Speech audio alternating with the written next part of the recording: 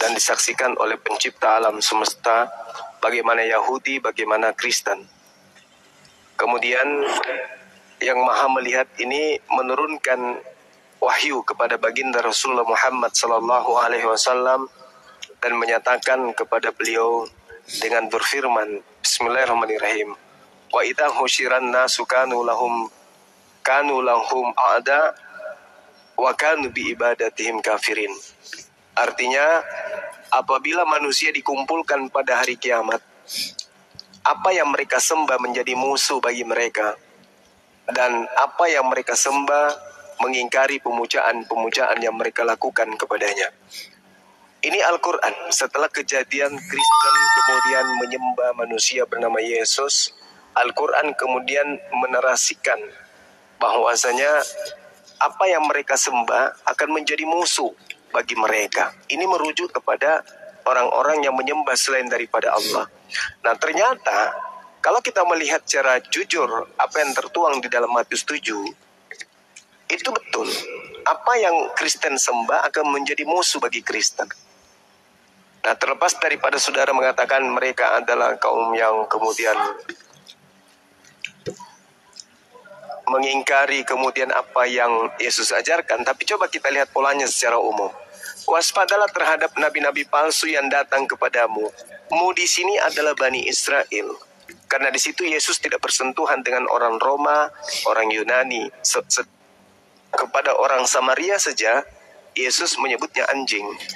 Artinya Yesus hanya untuk Bani Israel toh. Ketika berbicara kepadamu, katamu, kamu, itu berujuk kepada murid-muridnya Bani Israel. Waspadalah terhadap nabi-nabi palsu yang datang kepadamu, yang datang kepada Bani Israel dengan menyamar seperti domba, tetapi sesungguhnya mereka adalah serigala yang buas. Jadi banyak nabi. Nabi-nabi palsu bukan cuma satu, tapi banyak. Nabi di sini adalah orang yang mengaku menerima wahyu, menerima ilham. Menyamar seperti domba, tetapi sesungguhnya mereka adalah serigala yang buas. Dari buahnya lah kamu akan mengenal mereka. Jadi dari buah nabi palsu itu akan ketahuan. Dapatkah memetik buah anggur dari semak duri atau buah ara dari rumput duri? Demikianlah setiap pohon yang baik. Setiap pohon yang baik menghasilkan buah yang baik. Artinya, ketika pohon baik itu akan terlihat ajarannya baik. Ketika pohon yang buruk itu akan memperlihatkan buah yang buruk atau yang tidak baik. Nah, tidak mungkin pohon baik itu menghasilkan buah yang baik. Begitupun sebaliknya, pohon yang tidak baik itu menghasilkan buah yang baik, itu tidak mungkin, kata Yesus. Lalu di data nomor 19-nya dikatakan, dan setiap pohon yang tidak menghasilkan. Jadi setiap pohon, artinya setiap nabi. Setiap nabi itu bisa dilihat dari umatnya. Tidak mungkin umatnya itu baik kalau nabinya tidak baik. Tidak mungkin nabinya itu baik kalau umatnya itu tidak baik. Dari pohon yang tidak menghasilkan buah yang baik pasti ditebang dan dibuang ke dalam api. Jadi dari buahnya kamu akan mengenal mereka. Nah, di sini poinnya. Bukan setiap orang yang berseru kepadaku Tuhan, Tuhan akan masuk ke dalam kerajaan surga. Jadi panggilan Tuhan kepada Yesus itu panggilan hormat. Melainkan dia yang melakukan kehendak Bapakku yang ada di surga. Apa kehendak Bapa? Perjanjian lama, hukum Taurat. Jadi kehendak Bapa itu adalah perjanjian lama. Bukan setiap orang yang berseru kepadaku Tuhan, Tuhan akan masuk ke dalam kerajaan surga. Melainkan dia yang melakukan kehendak Bapakku. Jadi dua golongan. Ada yang memanggil Yesus Tuhan atau Tuhan, tetapi melaksanakan Taurat.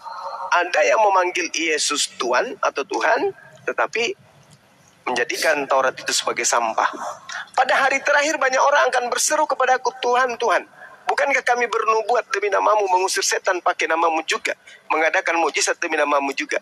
Pada waktu itulah aku akan berterus terang kepada mereka, aku tidak mengenal kamu, enyahlah daripadaku kamu sekalian pembuat kejahatan. Artinya, kenapa orang ini diusir? Karena mereka tidak melakukan kehendak Bapa. Nah, sekarang kalau kita tanya kepada saudara, atas kehendak siapa? Kemudian saudara menyembah Yesus, mengibadahi Yesus, mempertuhankan Yesus. Adakah itu kehendak Bapa atau itu kehendak Paulus? Silakan.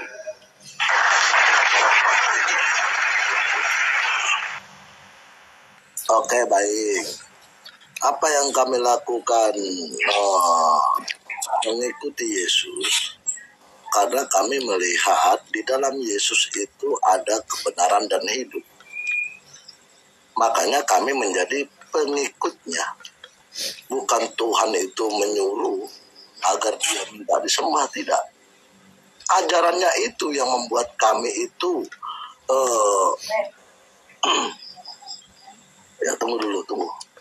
Oke, itu aja dulu Bang. Oke, jadi kalau kita melihat dari ajaran Yesus kan Yesus itu mau dipercaya kalau itu hanya utusan Tuhan.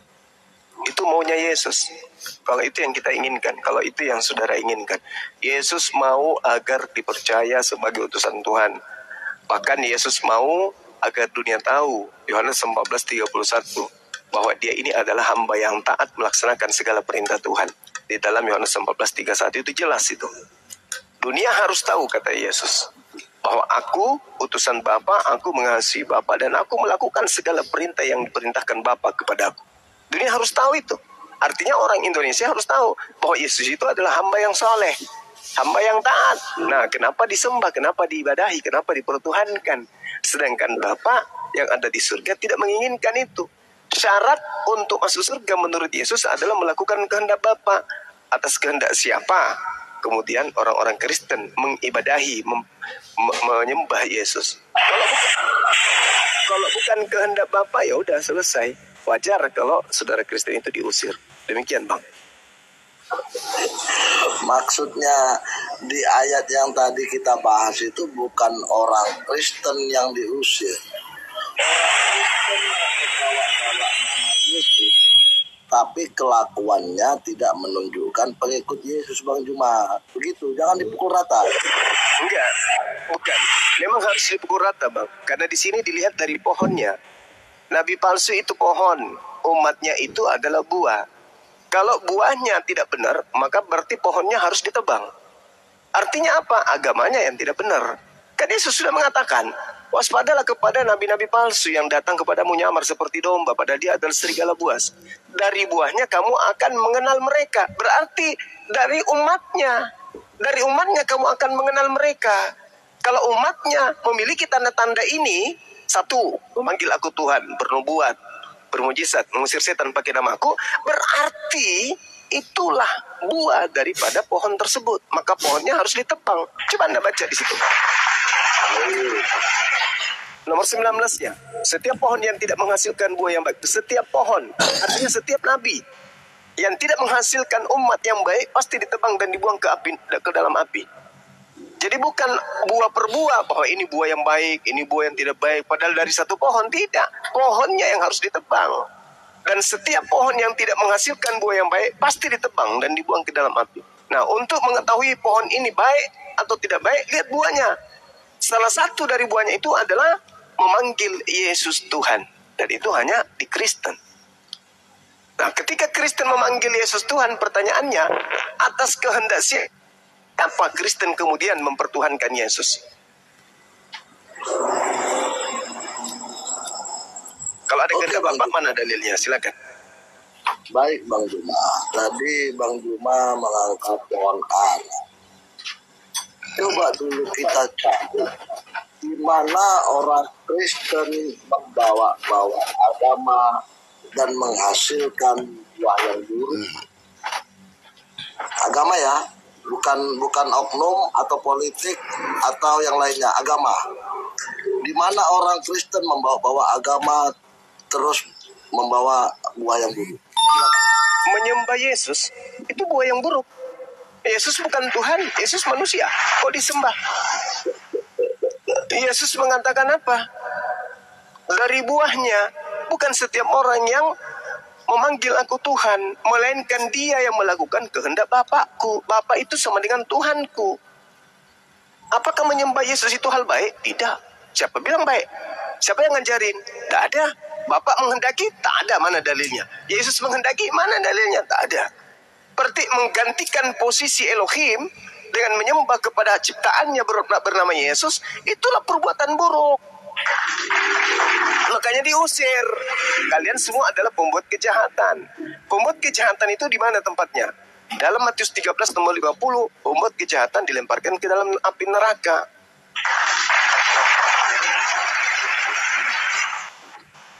Baik, itu dari sudut Bang Juma. Dari sudut Yesus, Bang, Matius 7. Silakan. Abang Juma Yesus tidak ya. tahu. Abang Juma tidak tahu maksud dan tujuan ayat di situ. Di situ kan menunjukkan perilaku. Kan demikian, perbuatan. Makanya hasil buah itu adalah perbuatan kita. Bukan fokus di penyembahan. Kalau fokus di penyembahan, memang iya. Orang Abang selalu tidak senang melihat orang Kristen melakukan menyembah Tuhan Yesus. Kok jadi saya yang tidak senang, Bang? Yesus yang mengusir, bukan saya. Tapi Abang jangan fokus di situ. Yang saya mau tekankan di sini adalah sebutkan dulu yang disebut dengan agama Kristen, perbuatannya itu yang menghasilkan buah buruk. Silakan. Menyembah Yesus itu buahnya, kan Yesus sendiri yang menyebutnya loh. Dari buahnya kamu bisa mengenal Dia. Apa itu? Memanggil aku Tuhan, bernubuat pakai namaku, mengusir setan pakai namaku, bermujizat pakai namaku. Itu buah-buah yang buruk. Karena Bapa pencipta alam semesta tidak pernah menghendaki hal tersebut. Kalau Anda mengatakan itu hal baik, harus berdasar terhadap kehendak Bapa. Sekarang tolong tunjukkan mana kehendak Bapa, sembahlah Yesus, mana?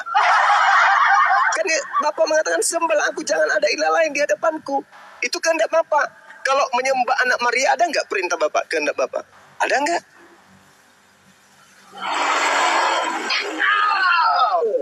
Yang cuma fokus di penyembahan. Tadi saya sudah mengatakan bahwasanya di mana agama Kristen yang membawa agama itu menghasilkan buah yang buruk, perilakunya. Tapi hindari politik. Yesus sendiri yang memberikan clue-nya. Dari buahnya kamu bisa mengenal Dia. Jangan lagi bawa-bawa buahnya ini begini. Enggak. Yesus sudah mau bawa item. Buahnya apa saja? Memanggil aku Tuhan, bermujizat, bernubuat, mengusir setan pakai namaku. Itu buahnya. Buah itu artinya tanda dari umatnya itu. Tanda-tanda pengikut Nabi palsu itu adalah 1, memanggil aku Tuhan. 2, bermujizat pakai namaku, mengusir setan pakai namaku, dan bermujizat bernubuat pakai namaku. Itu tanda dari buah Nabi palsu. Kok cari yang lain?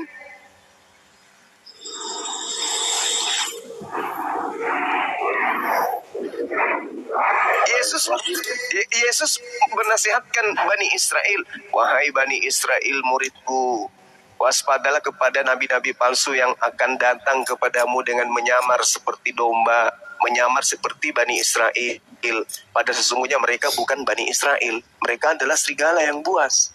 Dari buahnya kamu akan mengenal mereka. Nah sekarang orang Yahudi Bani Israel mengenal Kristen ini sebagai apa? Bidat.